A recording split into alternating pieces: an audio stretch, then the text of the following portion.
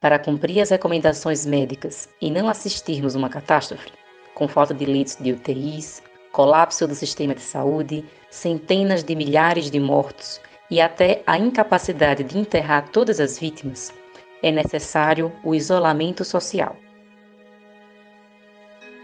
E o isolamento social significa fechar shoppings, praias, parques, todo o comércio não essencial para evitar a circulação de pessoas e, dessa forma, do vírus.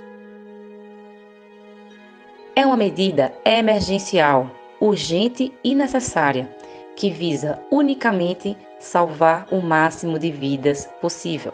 É o que temos que fazer nesse momento. Mas e a economia? A situação da economia brasileira já não era boa. Tivemos um PIBinho em 2019, com crescimento de apenas 1,1%. E as projeções otimistas para 2020 ficavam em torno do crescimento de 2%, previsões estas já arruinadas pela pandemia.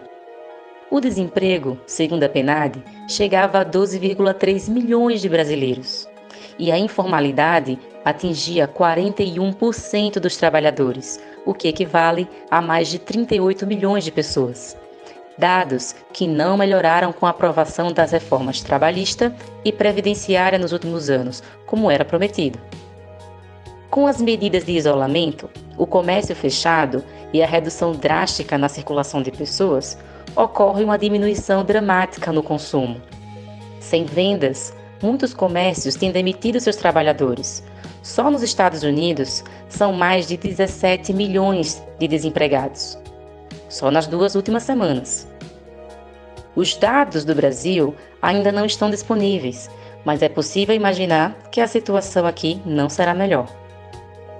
O desemprego e a diminuição da renda dos trabalhadores reduz ainda mais o consumo. A diminuição do consumo logo atinge também a produção das mercadorias. Com menos vendas no comércio, também temos menos vendas das fábricas. Férias coletivas, demissões e outros recursos têm sido utilizados para conter os prejuízos e não quebrar as empresas. Mas nada disso adianta, pois é um ciclo vicioso. Mais demissões é mais gente sem renda. Mais gente sem renda é menos consumo. Menos consumo implica em mais demissões. Como quebrar esse ciclo vicioso? Não por acaso, nesse momento, muita gente se volta contra as medidas de isolamento social. Os informais, microempreendedores e diversas categorias de trabalhadores, não tendo renda para se manter em isolamento e não tendo nenhum respaldo do governo, querem o retorno ao trabalho. Bolsonaro tenta conquistar esse público e vocaliza esse movimento, contrariando a ciência, as orientações da Organização Mundial da Saúde, os médicos brasileiros, as determinações de todos os outros países do mundo e até de seu ministro da Saúde.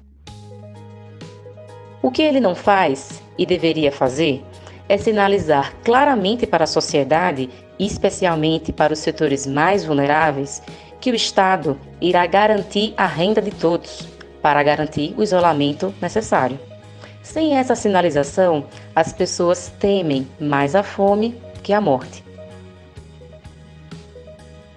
Bolsonaro não dá essa sinalização, pois está preso ao pensamento neoliberal de Paulo Guedes. Para ele, o Estado sempre tem que cortar gastos, ao invés de aumentá-los.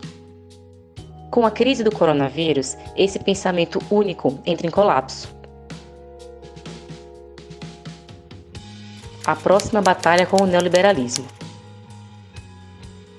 Para gastar mais nesse momento extraordinário de pandemia, Guedes e os neoliberais propõem que cortemos todos os gastos possíveis, destinando todos esses recursos para a saúde, e assim mantendo o equilíbrio entre arrecadação e gasto, sem mexer na arrecadação. Se for necessário gastar além do arrecadado, será ampliada a dívida pública. E, na sequência, será esse o argumento para ainda mais arroxo salarial, mais cortes em programas sociais, mais privatizações e encolhimento do Estado. Nessa batalha, defendemos a ampliação dos gastos públicos para garantir o atendimento do SUS para quem precisar, para garantir o isolamento social com renda e para garantir que a economia não entre em colapso. Todo esse gasto extraordinário deve ser pago com um aumento na arrecadação. É necessário aumentar os impostos, não sobre os mais pobres ou a classe média, mas sobre aqueles que tanto lucraram nos últimos anos. É hora de cobrar a contribuição dos bilionários. É hora de taxar as grandes fortunas. É hora de cobrar de quem pode mais.